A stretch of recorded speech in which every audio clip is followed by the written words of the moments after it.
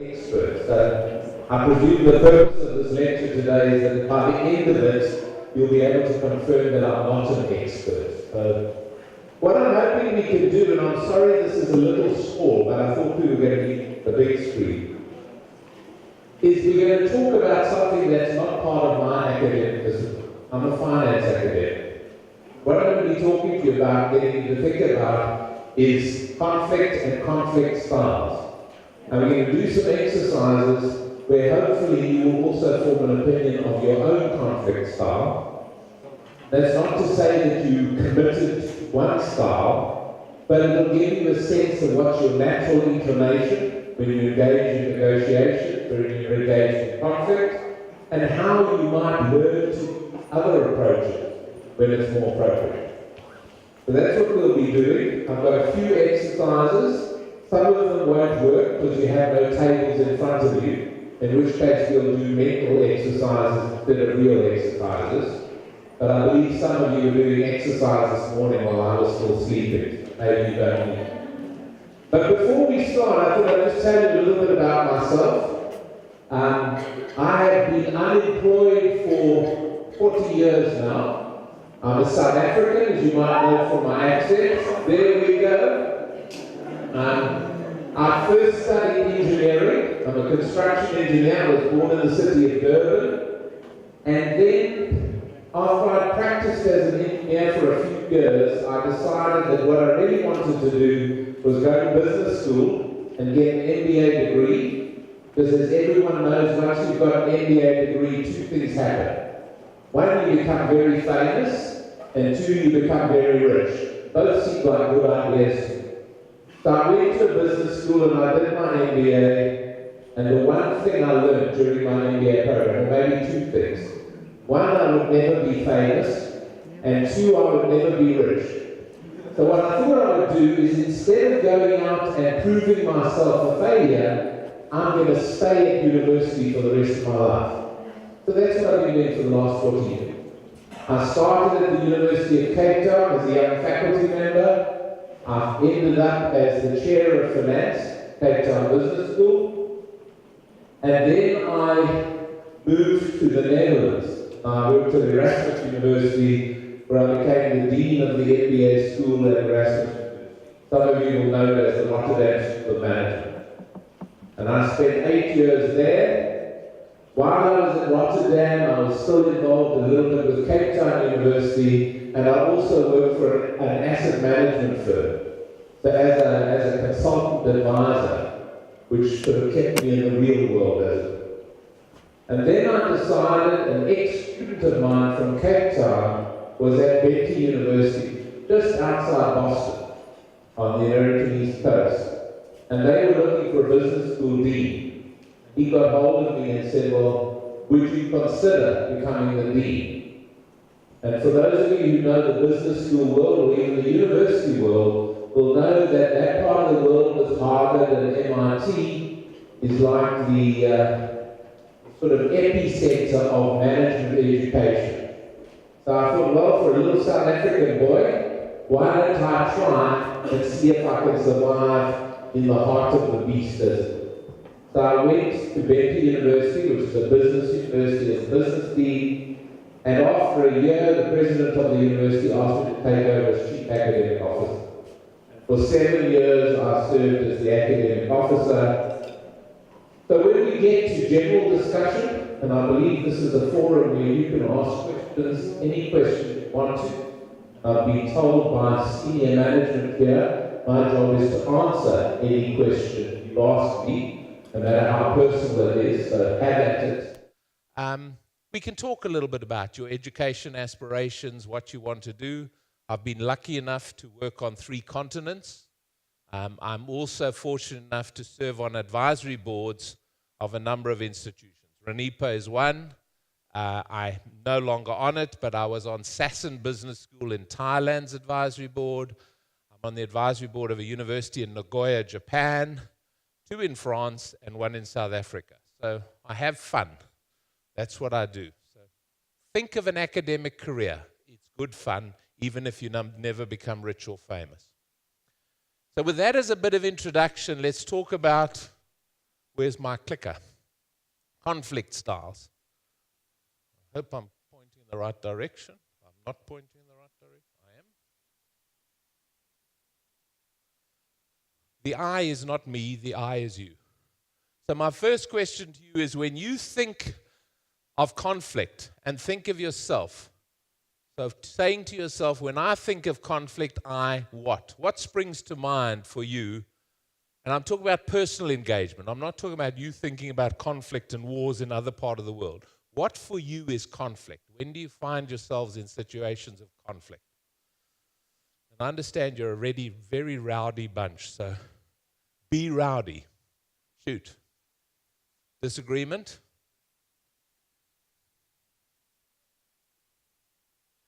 Problem and solution?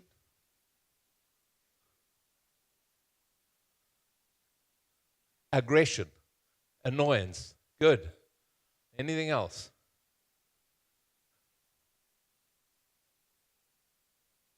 An opportunity to avoid or to change the situation? Sorry. Different views, different opinions? Space for discussion?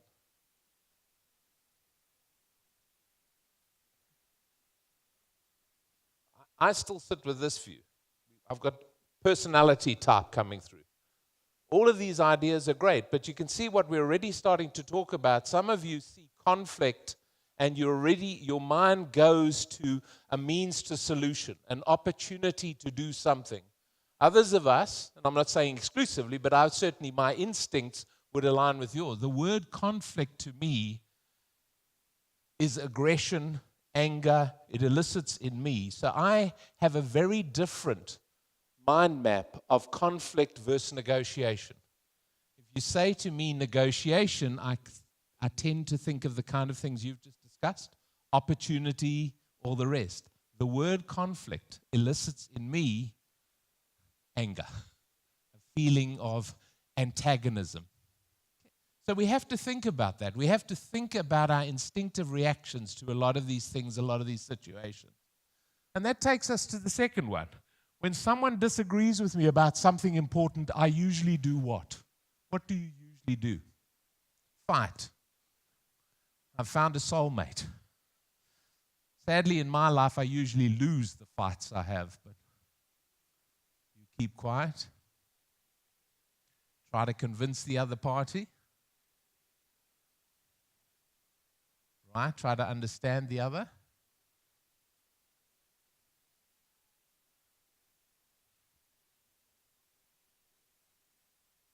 Okay. Trying to influence the other person. Yep. I can hear okay. It's fine. Can you hear each other? If you just speak up so you can hear each other. Okay, now we come to the third one. How were you raised to deal with conflict, and by whom? Your parents? Friends? Teachers? Gee, it's glad. Thanks for including me. There are a lot of sources that involve you. I mean, I'm very influenced by my parents.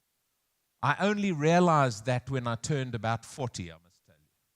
Because my father was opposition member of parliament in the old South Africa.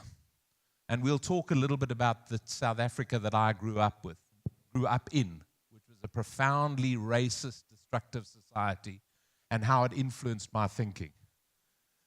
But I never saw my parents, because my parents traveled a lot, so I never saw them as influential. I never saw them as the ones that determined how I deal with conflict. I always thought it was more peers, friends, and teachers. And as I got older and older, for better and worse, no one doubts who my father is and who my mother is. Because I've turned out, horror of horrors, to be exactly like my parents. The way I deal with situations either mirrors my father, who tends on the aggressive side, or my mother in certain other situation, who I might say is overly accommodating. She gives up too much turf in my mind, and I see I do the same thing. So again, we think about all these things, about how we engage. And we need to be informed about this. Have you done any stuff on implicit bias? You know about implicit bias? Implicit bias. The interesting thing about bias is that if I ask most people, are you biased? Most people would say, no, of course not. The sad reality is we are all biased. And bias isn't a bad thing, per se. In other words, when I see a lion and I see a mouse, I am biased to believe the lion's a danger to me and the mouse isn't. So sometimes bias and unconscious bias is an important part of survival. It helps us engage with the world in a presence of lack of knowledge and uncertainty. The problem with bias and unconscious bias is we have certain biases that we're unaware of. And the interesting thing is, very often people who categorically deny that they are biased are the most unconsciously biased of all. So to give you an illustration of this, I told you you can guess my age.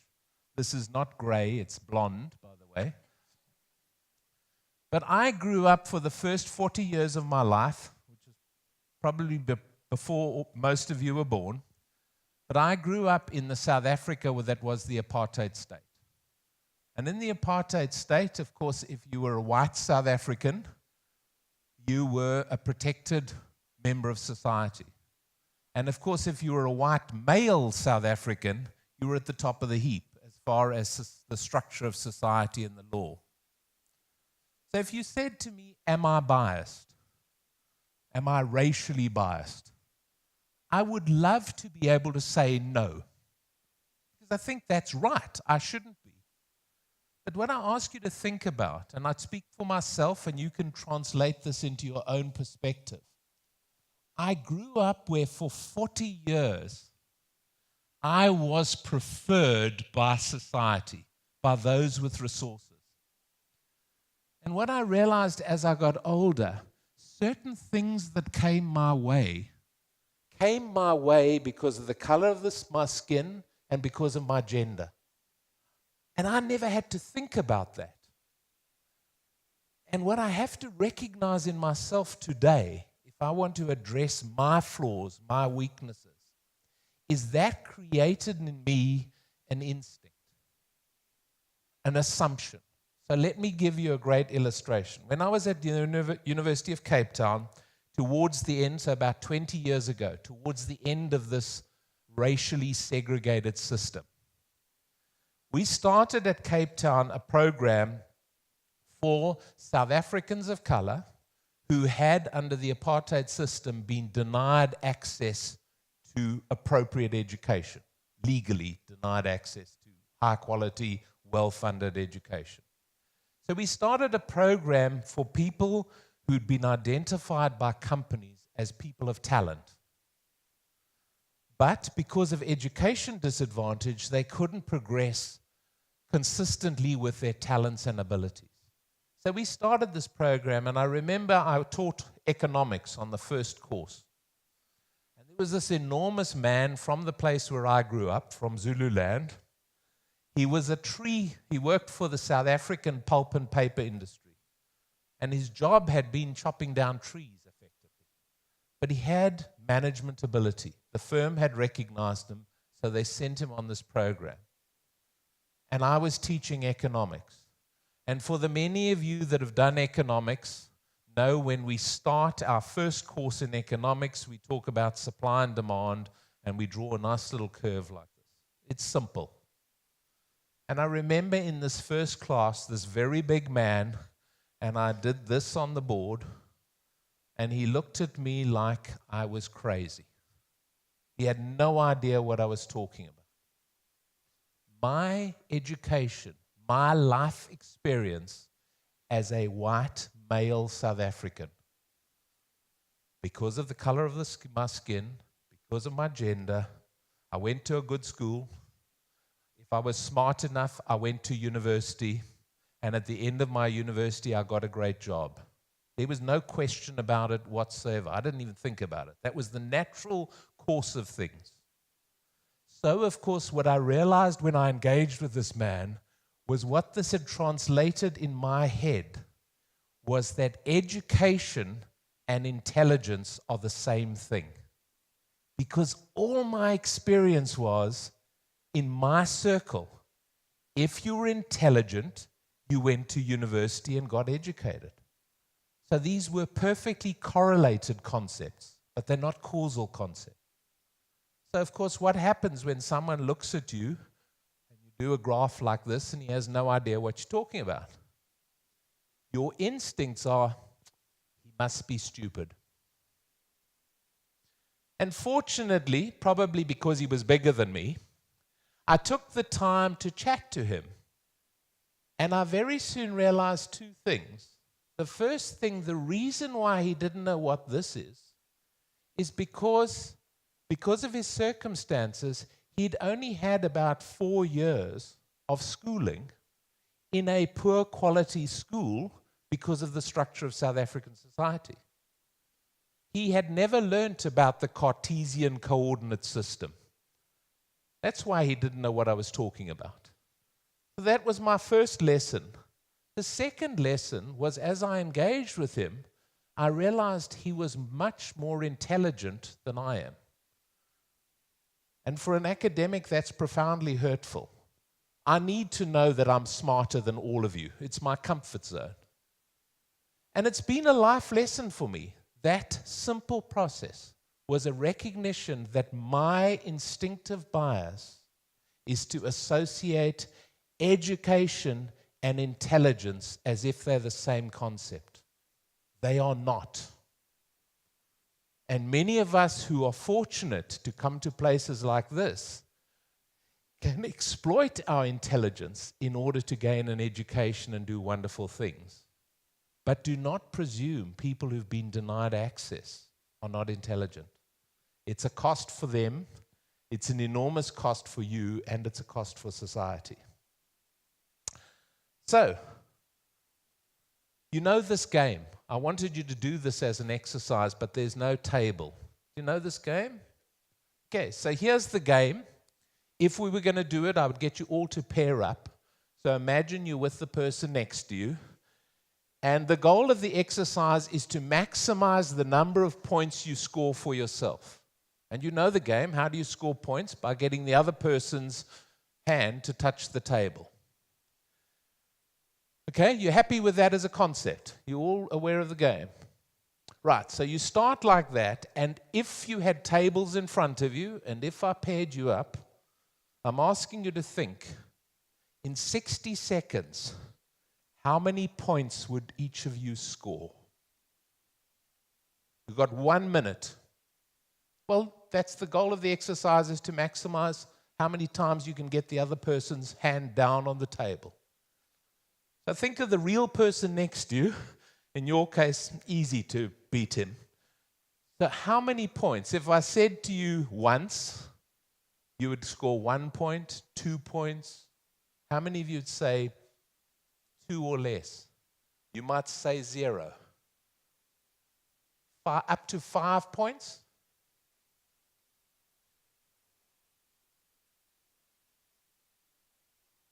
So who would come? Well, give me a number that you personally think. 60.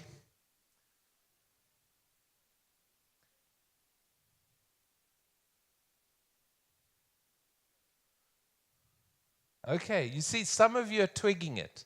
When you see that image there, for most of us who've played this game, we understand this is a game of strength. So what goes on in our heads is we have to beat the other person. So we say, am I strong enough to push the other person's arm down? If you read the instructions, it makes no statement about how many points the other person gets. The optimal strategy here is to just move your arms as fast as you possibly can from one side to the other, and both of you win. Does that make sense to you? You just do this. Now understand, this is, if we did it, if we had the table so you could do it, you'd be amazed how many people in this room would immediately start getting red faces and trying like crazy to push the other person down. Because what that image has done to you has said in your head, unconsciously, this is a competition. It has not said to you, although some of you picked it up, this is an opportunity to collaborate. So we can turn something that is an opportunity to collaborate into a competition because we haven't thought about it sufficiently, and or because we have a predisposition to presume that we're in competition with one another. So, what I want you to do, I presume you've all got pads and pens. So we're going to do a quick exercise. It's not so quick, actually. But I'm going to give you a whole set of questions. And what you need to do is every time I ask a question, you've got to write down question 1, and you've got a choice of A or B. You have to pick A or B. Sometimes you won't want to pick either, but you have to pick one. And you have to pick it relatively quickly. Pick the one that you're most comfortable with, even if you're relatively uncomfortable with both.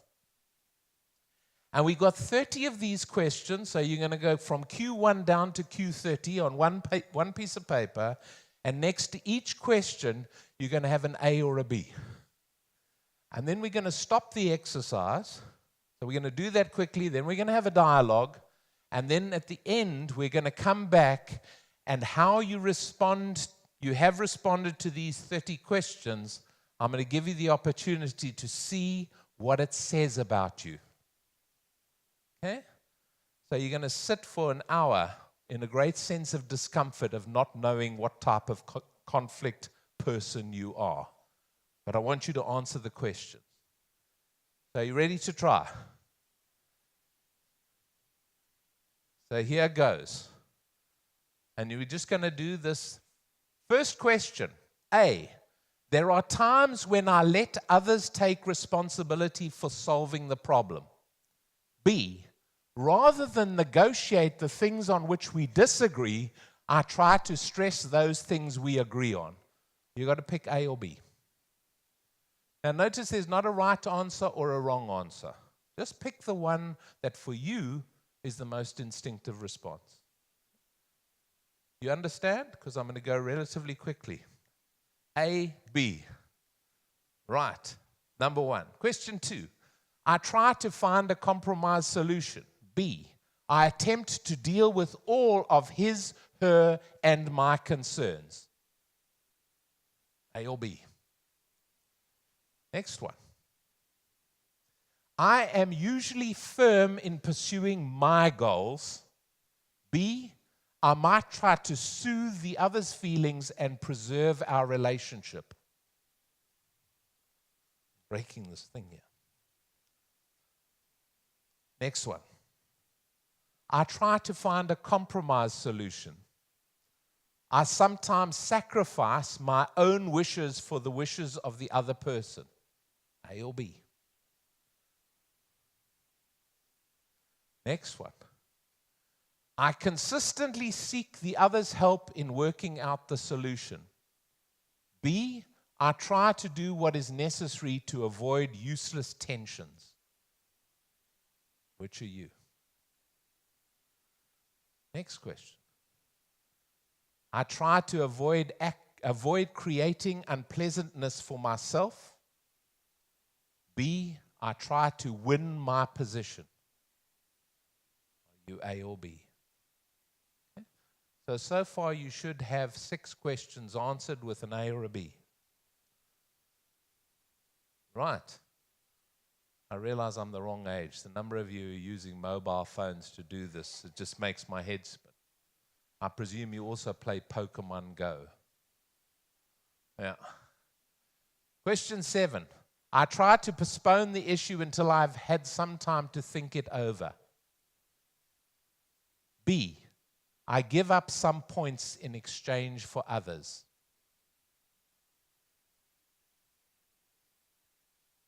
Question 8. I'm usually firm in pursuing my goals. I attempt to get all concerns and issues immediately out in the open. Notice some of these statements seem to be repeated, but they're with different statements. 9. I feel that differences are not always worth worrying about. B. I make some effort to get my way. 10. I am firm in pursuing my goals. I try to find a compromise solution. B. 11. I attempt to get all concerns and issues immediately out in the open. B. I might try to soothe the other's feelings and preserve our relationship. 12. A. I sometimes avoid taking positions that would create controversy. B. I will let the other person have some of his or her positions if he/she lets me have some of mine.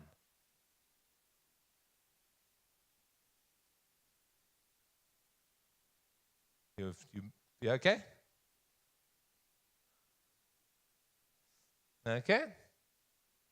I'm doing this to force you to come up with your first tough answer. 13, I propose a middle ground. B, I get my points made. I press to get my 14, I tell the other person my ideas and ask for his or hers. B, I try to show the other person the logic and benefits of my position. 15, I might try to soothe the other's feelings and preserve our relationship. B, I try to do what is necessary to avoid tensions. 16, I try not to hurt the other's feelings. B, I try to convince the other person of the merits of my position.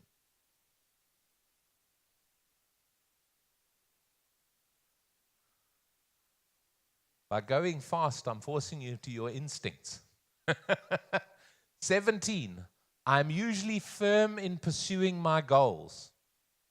B, I try to do what is necessary to avoid useless tensions. Some of the questions are the same, but they're paired differently. 18, if it makes other people happy, I let them maintain their views.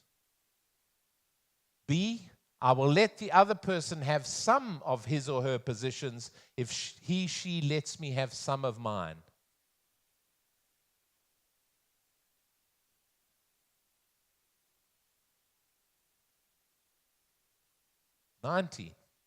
A, I attempt to get all concerns and issues immediately out in the open.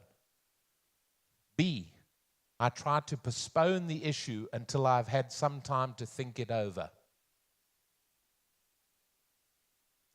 20, I attempt to immediately work through our differences. B, I try to find a fair combination of gains and losses for both of us. 21, in approaching negotiations, I try to be considerate of the other person's wishes. B, I always lean towards a direct discussion of the problem. 22, I try to find a position that is intermediate between his, hers, and mine. B, I assert my wishes. Oops. 23, I'm very often concerned with satisfying all our wishes. B, there are times when I let the others take responsibility for solving the problem. 24, if the other's position seems very important to him or her, I would try to meet his or her wishes. B, I try to get the other person to settle for a compromise. Last page. 25. Go back. This is actually just an exercise to see how fast you can read in English.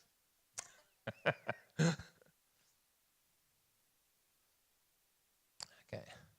25. A, I try to show the other person the logic and benefit of my position. B, in approaching negotiations, I try to be considerate of the other person's wishes. 26. I propose a middle ground. B, I'm nearly always concerned with satisfying all our wishes. Huh? Well, one is trying to get everything to agreement. The other one is to say, you give a little bit, I give a little bit. We find a middle ground. 27. I sometimes avoid taking positions that would create controversy, disagreement. B, if it makes the other person happy, I let them maintain their views. Sounds similar, but they're not exactly the same. 28. I'm usually firm in pursuing my goals. B, I usually seek the other's help in working out a solution. 29. I propose a middle ground. B, I feel that differences are not always worth worrying about. Whoops, what happened? I turned the thing off. 30. I try not to hurt the other's feelings. B, I always share the problem with the other person so we can work it out. Okay. So you should have in front of you 30 questions that you've got an A or a B next to each one. And what we're going to be doing later is this. What you've answered, when we get to it, will allow you to plot yourself in some senses on a graph like this. Dimensions it to conflict styles. On the one side, you have this notion of assertiveness. How assertive are you as a person, which means the extent to which you drive to getting your own interests met. And the other one is how cooperative are you? How concerned are you with satisfying the needs of the party you're in conflict or in negotiation with? Now notice there's not a wrong or a right place here, because the context of the conflict, the context of the negotiation might dictate a different optimal outcome. But when we look at it in this matrix, you have things like this. If you're very concerned with your own interests, but you're not concerned with satisfying the other party's interests, you have a style that is competitive. The arm wrestling game. I'm worried about winning. Okay? If you're not concerned about meeting your own interests, but you're driven towards satisfying the interests of the other, you're accommodating. Now again, I'm not saying this is a bad thing. Many of you have probably been involved in NGO activities. I mean, if you're working for the community and you're trying to help others, everything about you is about trying to accommodate in those circumstances the other party's interests. That's why you engage. Of course, you might move away from a concern for the other and a concern for yourself. In other words, you're adopting a strategy of avoiding or delaying. Again, that might not be a bad thing. It might be appropriate to let the steam out of the system. If you want to satisfy your own interests and the counterparty's interests, then you're about collaborating. This is the sort of win-win situation we want to drive to. And of course, sitting squarely in the middle is compromising. You're prepared to give up some of your interests in return for offering the other party some of theirs. Both of you will reach a compromised position. Now, what I want you to recognize is that all these spots and your style, your instinctive style, may orient you to one or the other of these. But it's not like, gee, if you're up here, you're a winner. If your instinctive style is down here, you're a loser. Different contexts, different environments require different styles of handling conflict. Your interests will be served, your interests as a negotiator in conflict situations is by understanding your own style, understanding the concept of styles, and knowing when and how you could move to another style if circumstances dictated it would lead to a better outcome.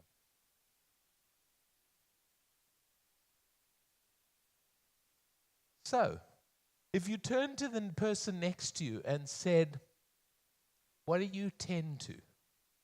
If you thought about yourself honestly, and the person next to you isn't going to publish it on, they're not recording you so it can go on YouTube, so you can be honest.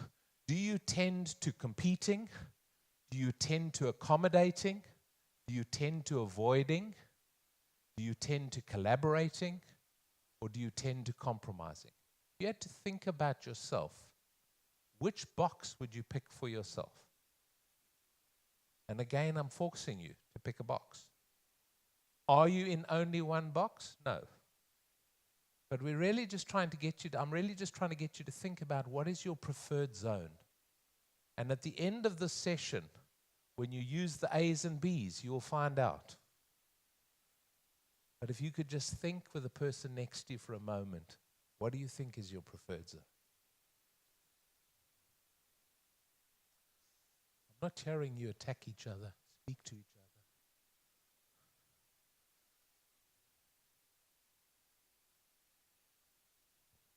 I'll go back to the boxes so you can look at them.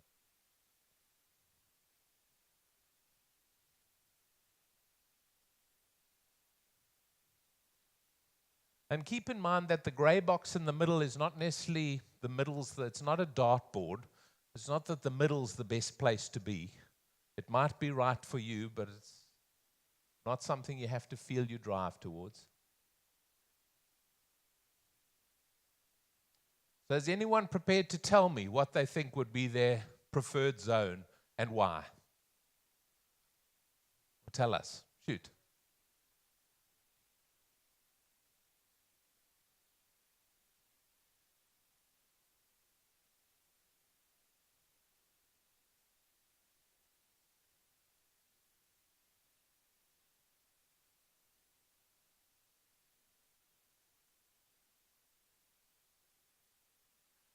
Have you found yourself behaving like that? I know you're doing a project here in teams.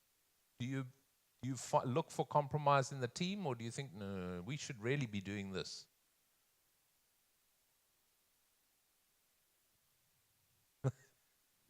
But your feeling that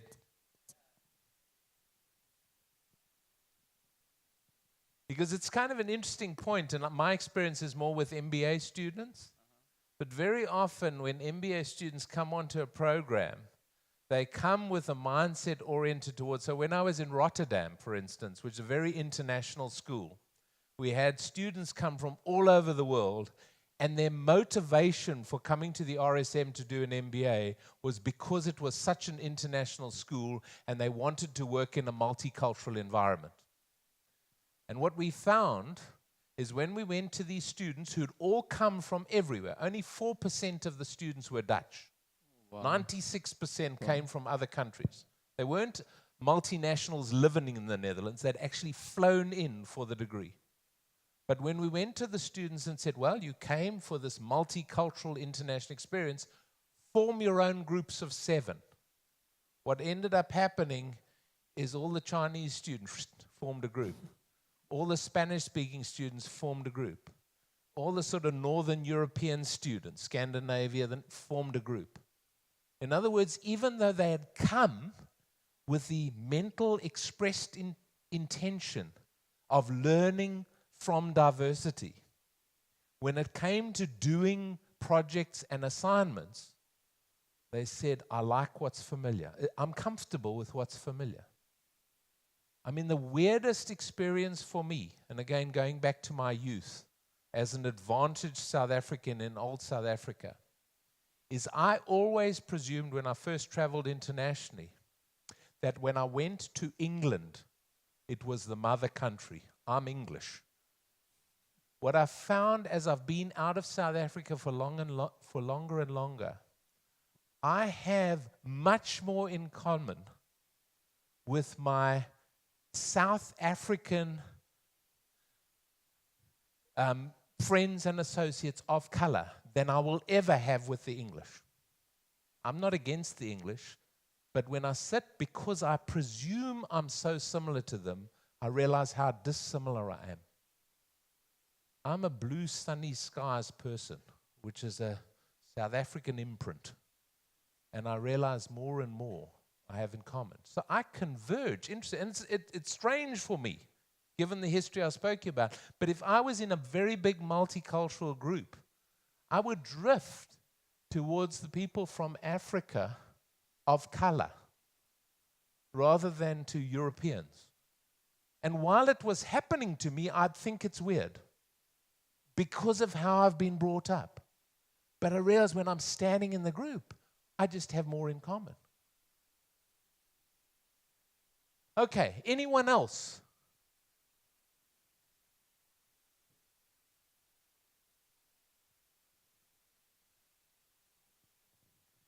Okay, so your own interests are very much in your mind. Yeah, but I'm more collaborating than competing, but I do still have a lot of competition inside. Okay. Like maybe like 60, 65, 35, something like that. Okay. Anyone else? Yep. From my point of view, I think the best position you can take is accommodating, as long as the other part of the conflict also takes accommodating position.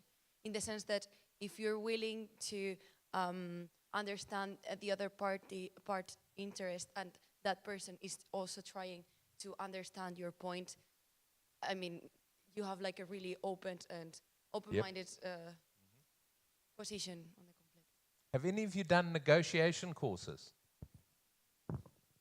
The amazing thing about negotiations that we very often forget, and if you have you done mergers and acquisitions courses, some of you in finance? If you look at the world of acquisitions, and you can go to many countries, but in sort of market economies where companies acquire other companies, the vast body of evidence is that companies that acquire other companies overpay. The acquiring company pays too much. And what happens, of course, is hubris.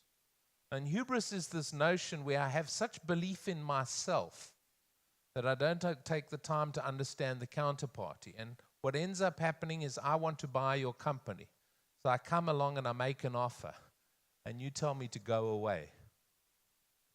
Who the hell are you to tell me to go away? So I offer you some more money. You say, go away. Now I'm really annoyed with you because I'm a very important person. So hubris is where I'm so convinced in my own superiority and my own rightness that I just push and push and push, and I keep offering more and more and more because I want my own way. And I end up paying more than I should. And the big thing in negotiation, which comes back to what you were saying, is you should always understand reservation prices. Before you enter a negotiation, think about, if I put it in monetary terms, what's the maximum that you should pay, and what would you like to pay?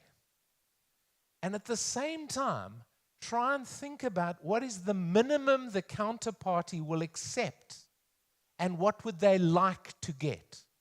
And if you've thought through both of those things, when you overlap them, if there is a zone that overlaps, this is the zone, the space where you can reach an agreement that meets both your needs. So if you're talking about accommodating when the counterparty accommodates, what I hear and I think is important is if you're entering a negotiation or a conflict, don't just think about yourself. You have to try and put yourself in the shoes of the other person. Who they are, what their interests. Because if you do that, then knowing it's great if you're both accommodating is fine. But if you are a style that is accommodating, that likes to presume the other person is an accommodating style, and the other person's a competing style, they're going to have you for lunch. So you always have to think about this, and this is the art of this negotiation process. So, these different styles, competing, what's it good for? Well, it's good for zero-sum issues. You know, there's only one cake and we have to divide it. The more I get, the less you get, and vice versa, but the cake's not going to grow. In other words, it's what you get, I don't, and vice versa. It's good when you've got to defend yourself from attack. In other words, when you face a loss if you don't win. What's the danger of competing? Is you have the risk that you alienate the other party. So if you're in a conflict or a negotiation with a counterparty and you adopt a competing approach, be thinking about whether you're going to be entering a subsequent negotiation with that person. Is this a one-off transaction, in which case if they hate you forever, it's okay, you don't have to have anything to do with them, or are you going to have to engage with them in the future? So these are the kind of issues you need to think of. When does it work? It works when you need quick results. It works in emergencies. It works when you've got to make tough decisions, adverse decisions, discipline, cost cutting.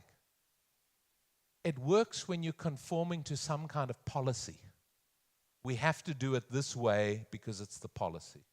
And some of you, I'm sure, as students, get very irritated when you've got a late assignment because something's happened, and you speak to an administrator who says, sorry, it's the policy. If you hand in 1 day late, you get 0. It's the policy. Of course, it's very efficient. It's incredibly annoying if you're a student, but it's very efficient. When doesn't it work? When hurting the other party has real impact. When it makes them mad and resentful and they have the capacity to do something. That's the terrible thing about rate my professor. It's prevented me from telling you I think you're all idiots, because you go on Rate My Professor and say Mike Page is a terrible academic and the whole world knows I'm a terrible academic. So you've got to think about those sorts of things. It doesn't work when sabotage and resistance is possible. One of the biggest areas where I see this is in academia. One of my challenges as an academic who's a senior administrator at a university is the hierarchy of the university. The board are not academics. They're corporate people. And what they really struggle with is, in a corporate sense, they think academics are employees. So they'll very often say to me when we're in some tense situation, they'll say, just tell them what they have to do. I mean, we pay their salaries. Academics are not employees. That's not how they view themselves. It's not how they behave. And it's not what they have to be if they're going to be the kind of educators you want. They've got to be independent thinkers. I'm the chief academic officer of my university because the academics allow me to be the chief academic officer, not because the bosses have appointed me. The bosses could appoint me until they blew in the face, but if the academics don't want me, I'm powerless. Okay. Accommodating. It's good for appeasing important parties. It's good for building relationships. What are the risks? The risks are you might give up more than you need to. The risks are that you might fail to achieve a relational credit. You might fail in some senses. You might be seen as weak. When it works, when you've got deadlines and you need to get results. When you're wrong and you know you're wrong. It helps relationships when you do it well because of the way it helps other parties feel empowered. When the issue's not important to you, you can be accommodating. When harmony is very important. Relationships with faculty is important. It doesn't work when you can't please everyone. When you're taken advantage of and you're conceding more than you need. when it potentially takes you down the wrong path, and when roles are misunderstood. Collaborating. It's great if you're looking for integrative solutions, and it's great if you're trying to create joint value. The risk is you might spend a lot of time.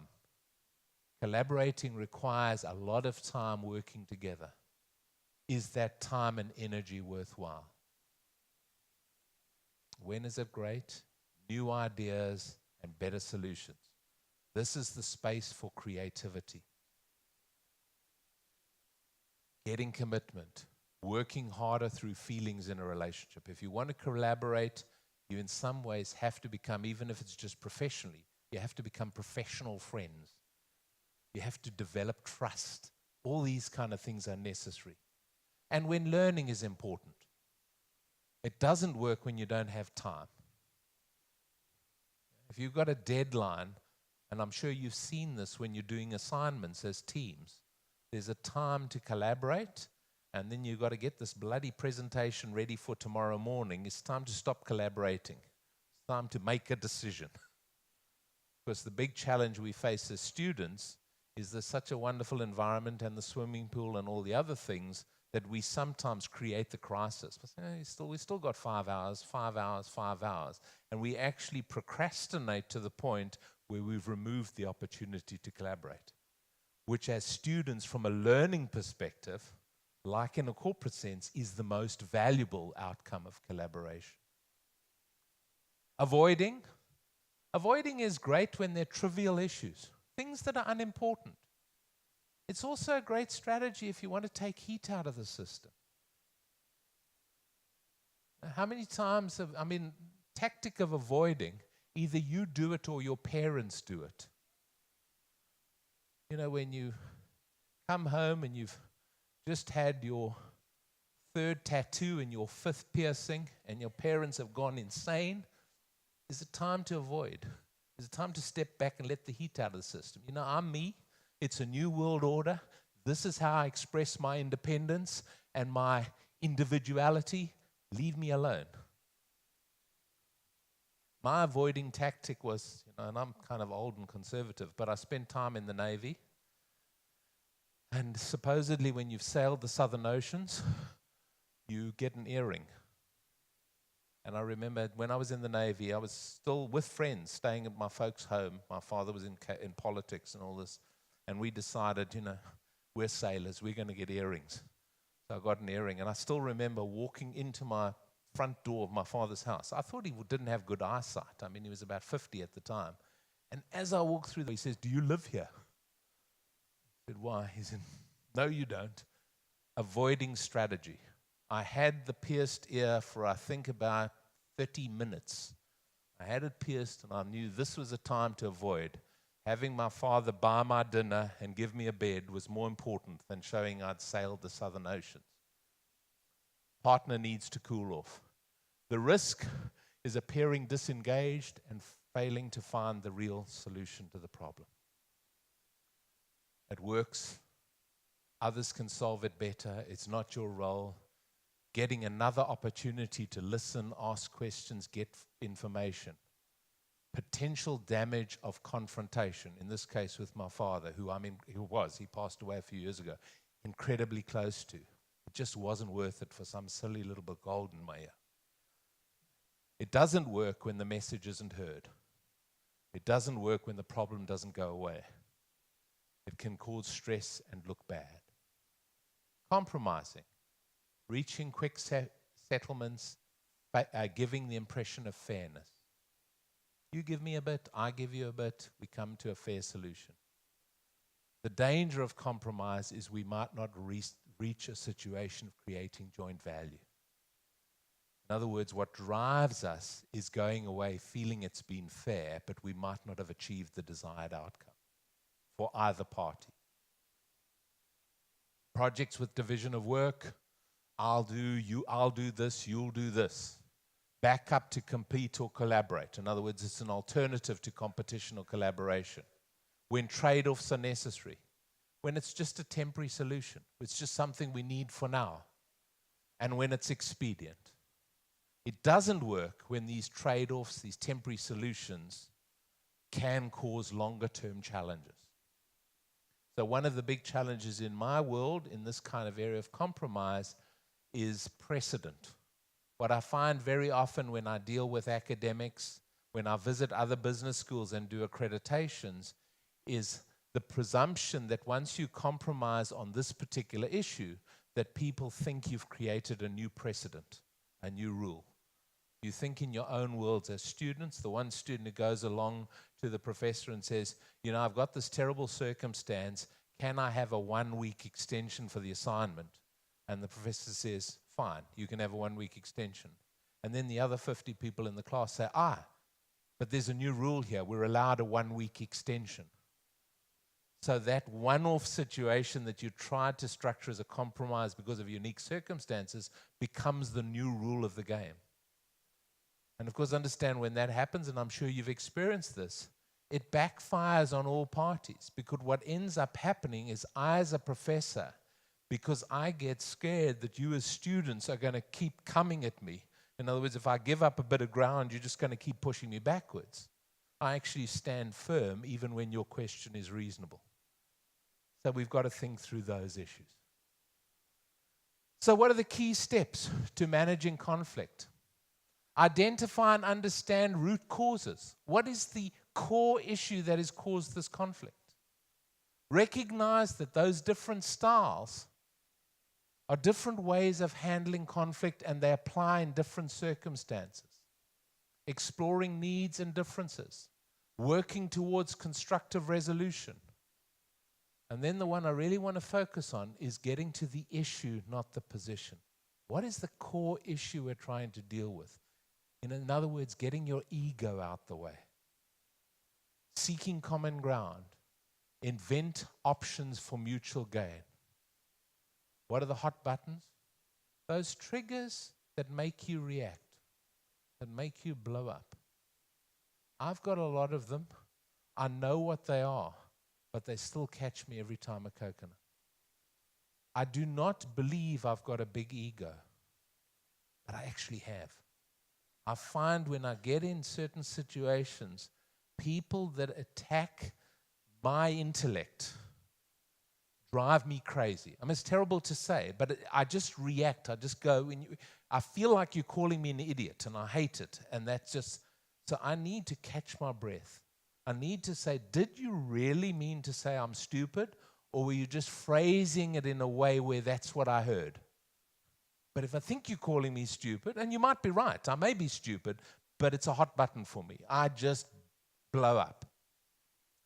So reflect on what others do that might get me to react that way, and moderate how I deal with it.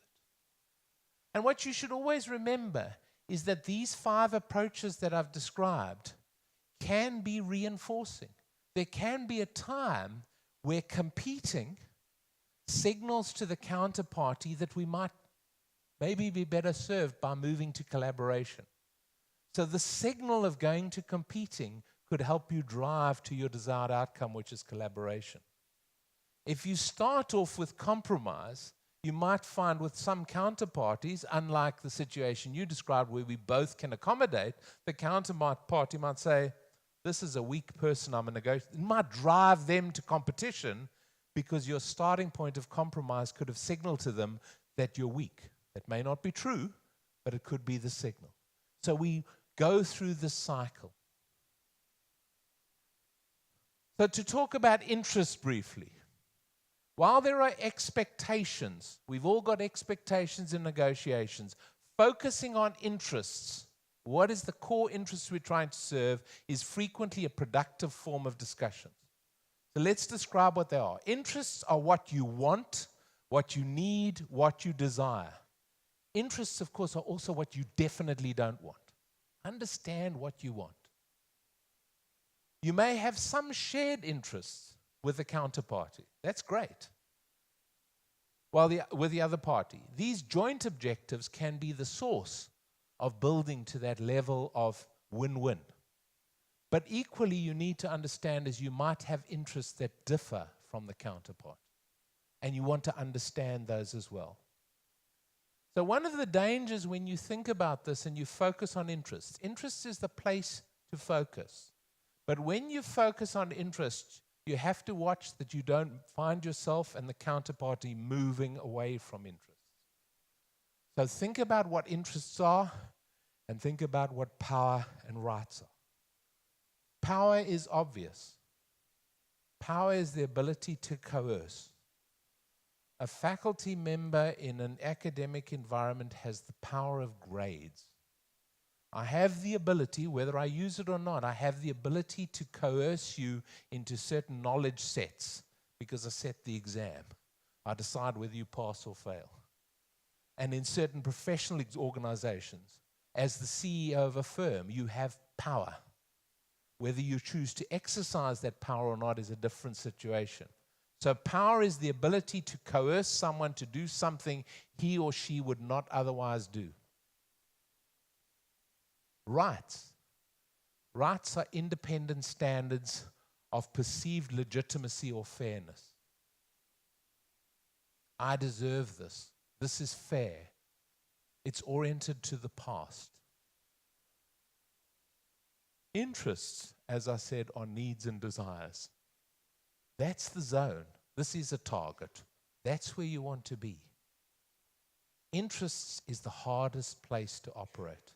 But if you can sustain the discussion in that space, you get to the best outcomes. You remove personality to the greatest extent from your dialogues. However, once you're in that zone, you can move very quickly. You can slide to rights, and once you've slid to rights, you can slide to power. So let me show you an example. Here's an example in a firm where the CEO of the firm has said, we've had a bad quarter. Our results, our sales have been bad. What our interests are is we need to grow market share and keep costs under control. And this is the CEO's position. Now notice both parties, the VP of marketing has in some ways power, the CEO has power. That sounds like a statement of interest.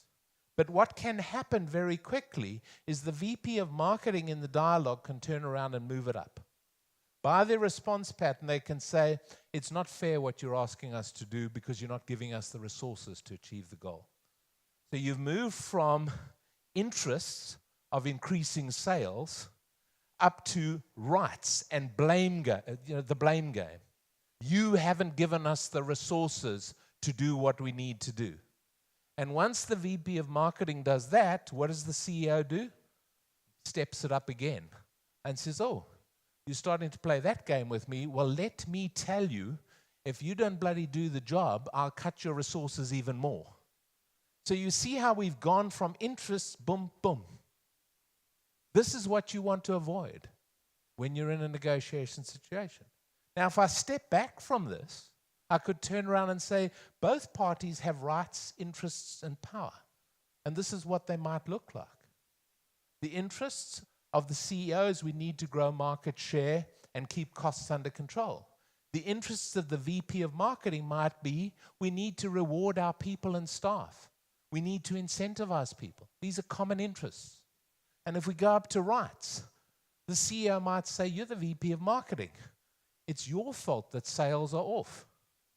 It's your duty to bring sales back up. And this VP marketing might say, it's not fair to ask us to do this without resources. And if we move up to power, the CEO is saying, I'll kick your backside if you don't perform. And the VP of marketing is turning around saying, my power position is, if you want to keep me as VP of marketing, stop this behavior. So we both have power.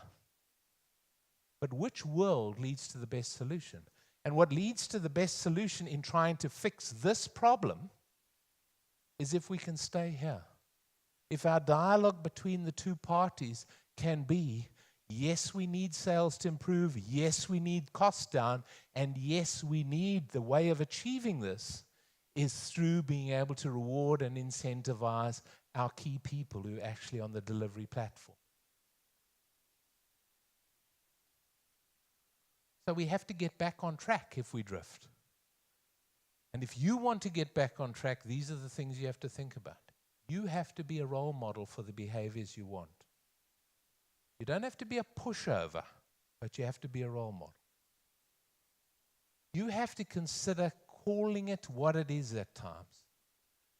You have to label and make conscious. Point out to the person when what they're doing is unhelpful and counterproductive. Don't avoid that. You have to offer solutions that can move you and can take you away from the roadblock and move you on to some other possible path. You have to look for process intervention. I had a situation with a very senior faculty member who was, he's not a senior faculty member anymore because he was found guilty of fraud. His entire academic career has vanished. He had all his articles retracted.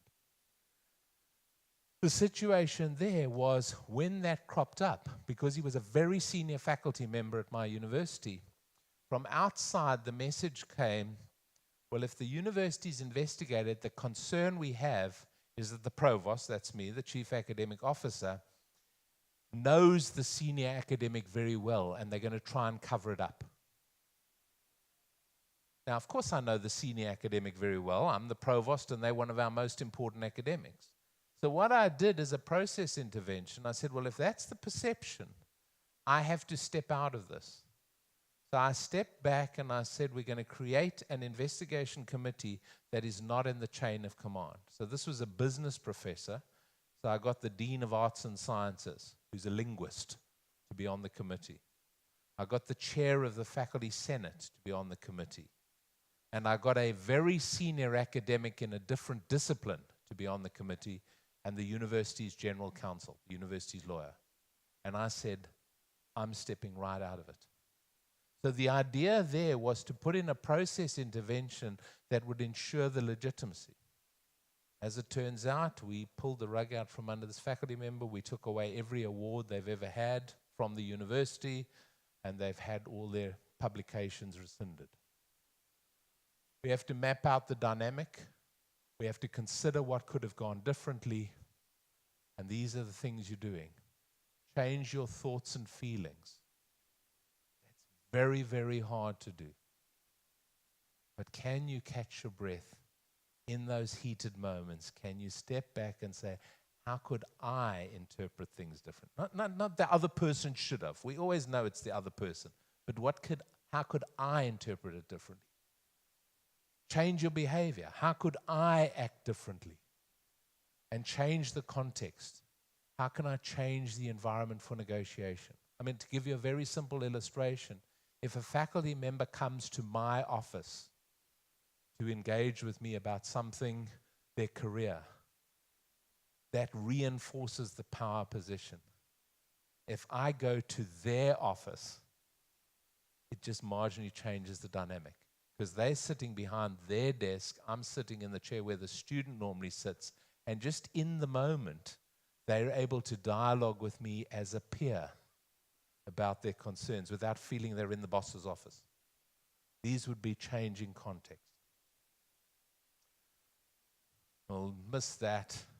This is the one I want to give you, the context.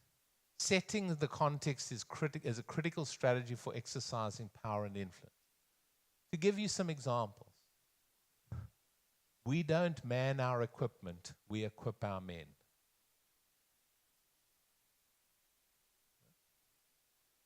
Very simple statement, but what is this saying?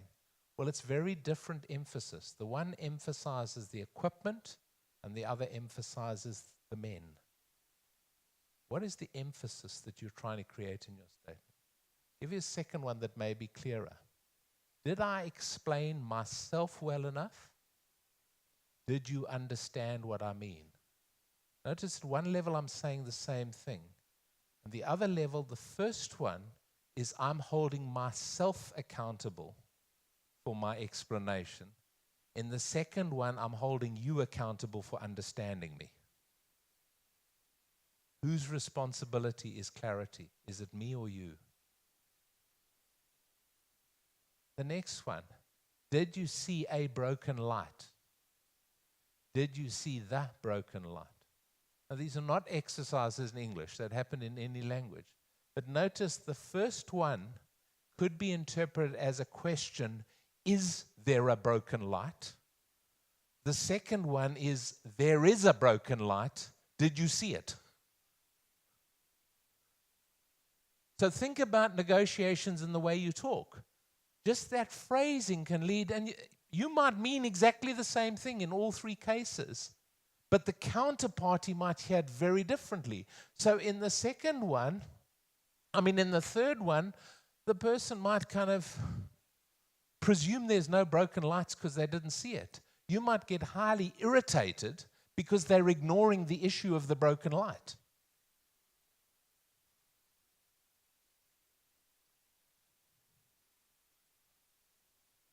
I wanted you just to think briefly. You know about Brexit? You know these actors? David Cameron, the ex-Prime Minister of Britain. Jeremy Corbyn, the British Labour Party leader, at least for a while. Theresa May, the current Prime Minister of Britain. And Angela Merkel.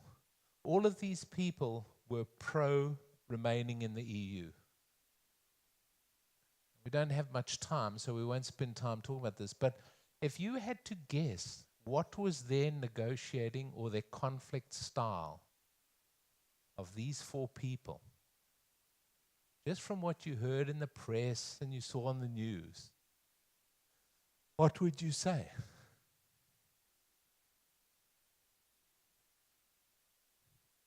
Because I must tell you, in the world I operate, most people knew that feelings were very high. But most people that I know, and I'm not saying that's the majority, clear it isn't, were stunned that the vote went the way it did. They thought that the Remain would win. And of course, if you think about the dialogue that took place, these people, and particularly the English people, did not enter this as a competitive, we win, you lose situation. David Cameron spoke about it, but he didn't build a case for pro-Europe. Jeremy Corbyn, we know historically, if you know anything about British politics, he was never in favor of being part of Europe. So although he was pro-Remain, he was kind of quiet and dormant. He was an avoider. Theresa May, with hindsight, I would say, was the superb politician. Because she was pro, she spoke a little pro, she didn't overemphasize, she didn't damage herself whichever outcome comes out, and that's why she is the Prime Minister today. And I would say, interestingly, in subsequent dialogue, Angela Merkel in some way is in this compromise space. She's now working towards a reasonable exit. Now, some would say the reason she's doing that is because even though there were a lot of friction, in some ways there were a lot of the characteristics of Britain as part of the EU that was thinking processes very consistent with Germany. As far as discipline, financial constraint, Germany was closer to Britain than France. So she's playing a very different role to prior to Brexit. If you had have asked me what personality type was Angela Merkel, I would have had a very different perspective to what I've got today. Now, of course, if we looked at the other side of the coin, what happened to Boris? There he is. Did we see him? I don't know what happened to Boris. Because I had such a lovely picture of him with that hair all over the place. It was great. Nigel Farage, of course, built his entire career on Britain getting out of the EU. UK Independence Party. I don't know if any of you saw him talk the last time in the European Chamber. Basically told all those people they've never had a job in their lives before. They don't want that. He's not about compromise. He's not about worrying about hurting the other party's feelings. He's about the hell with you. This is what I want. Boris Johnson is this sort of bumbling academic, but remarkably astute in some ways.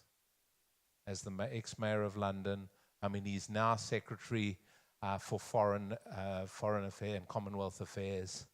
So in a sense, what was quite interesting to me in that whole process, he was the front of the Brexit move, aside from Nigel Farage.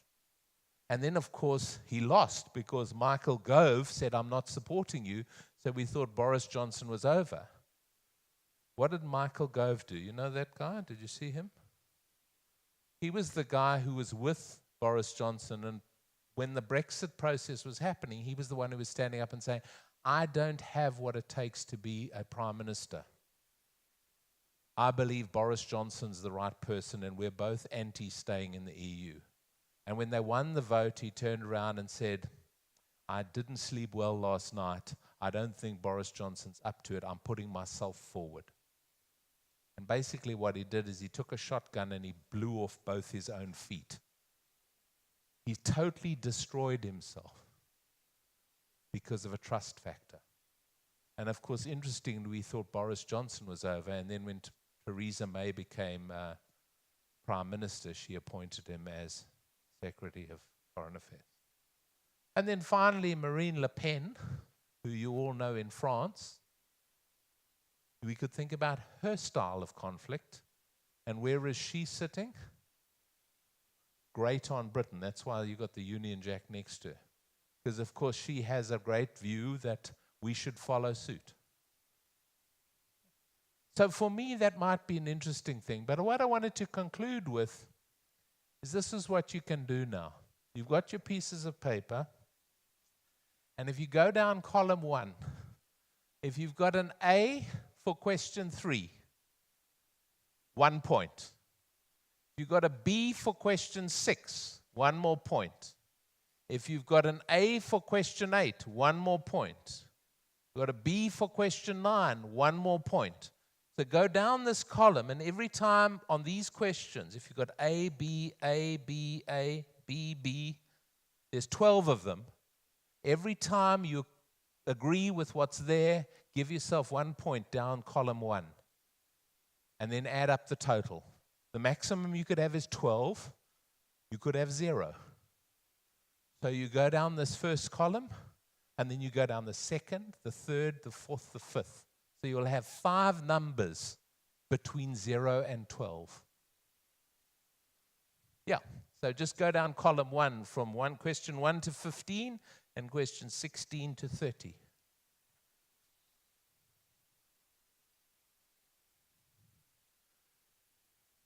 So for the first column, you would, if you got an A in question 3, 1 point, plus a B in question 6, 2 points, plus an A in question 8, 3 points.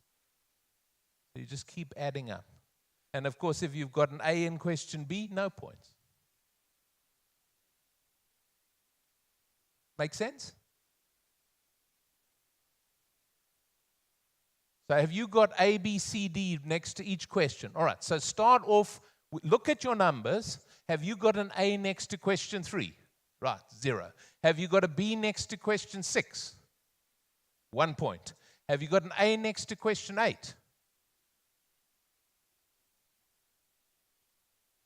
Have you got a B next to question 9? 2 points. Have you got an A next to question 10? Yes? 3 points. Have you got a B next to question 13? Have you got a B next to question 14? 4 points. Have you got a B next to 16? 5 points. An A next to 17? 6 points.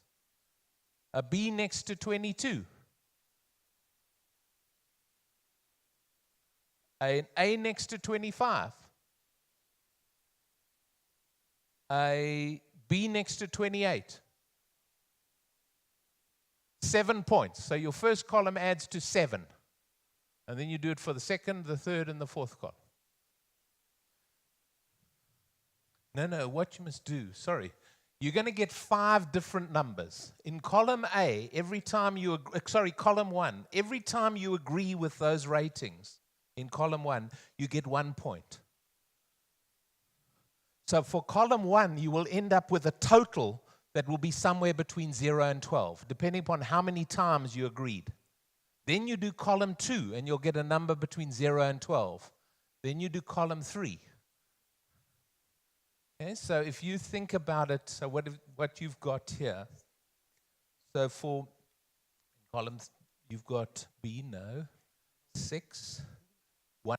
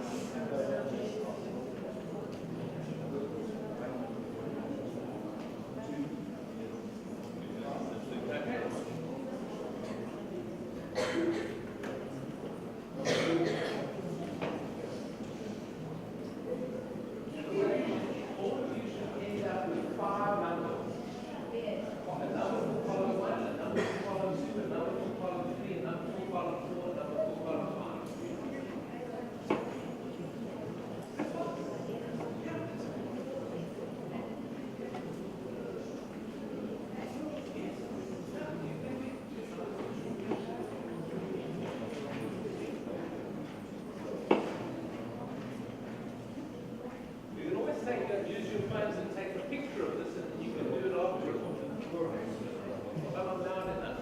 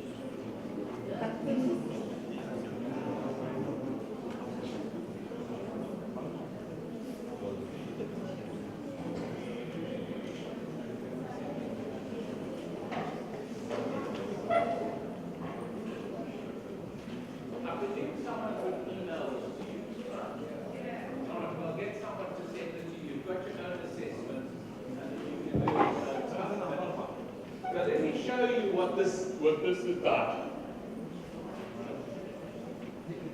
When you fill this out, each of these columns, depending on your score, represents a tendency towards one or other of those specific styles.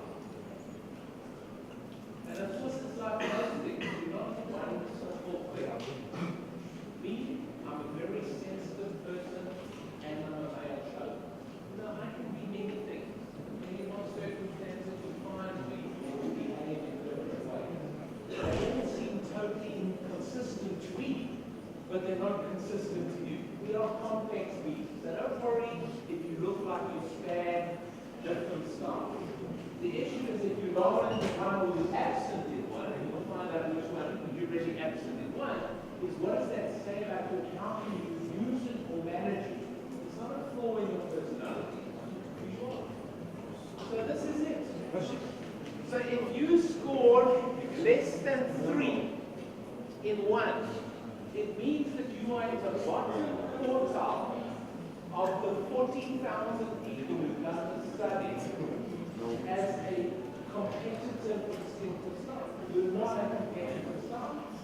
If you were somewhere between 3 and 6, then you are in the middle 50% as far as your competing tendencies are concerned. And if you scored above 6, then you are in the top 25% as far as competitive instincts are concerned. Notice these numbers are not the same. because they're done through empirical verification.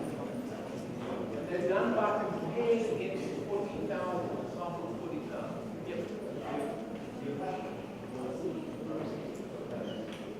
If you have 4 in collaborating, so if you're 4 in, this should be, I think this one should be 4. Sorry, my typing is wrong. So it means you are in the bottom quartile.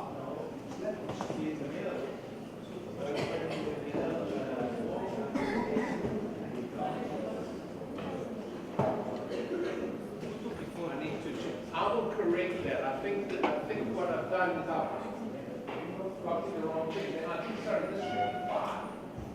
See? Yes.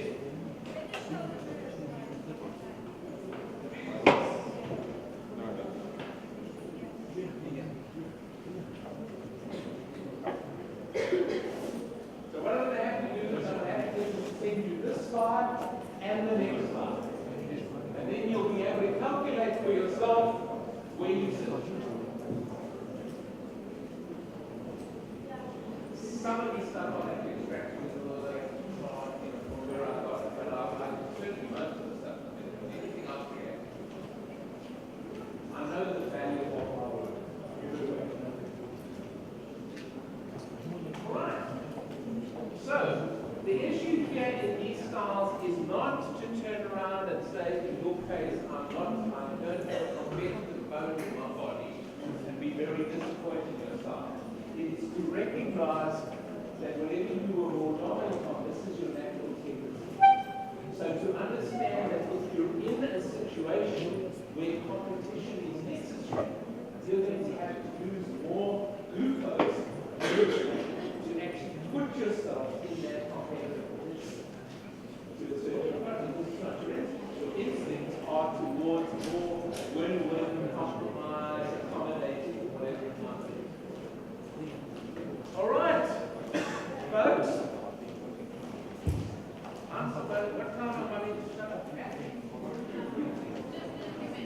a few minutes. Are there any questions?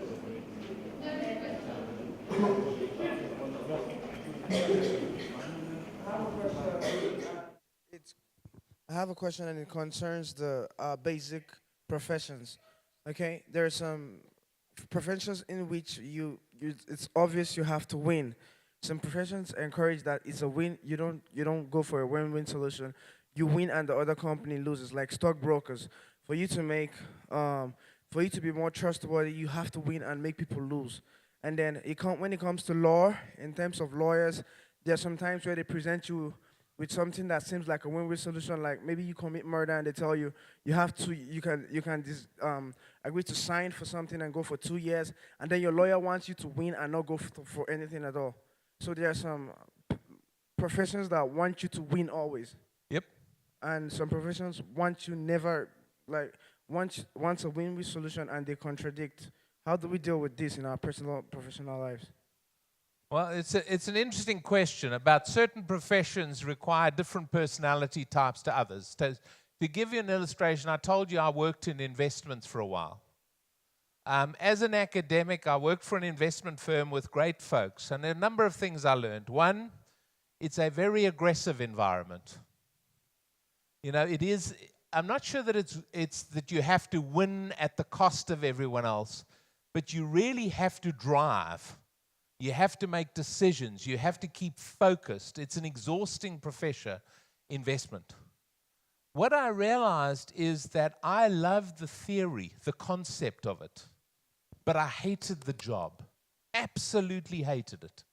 I liked working with the analysts. I liked helping them understand how to technically do what they did, but I do not have the personality type to do that.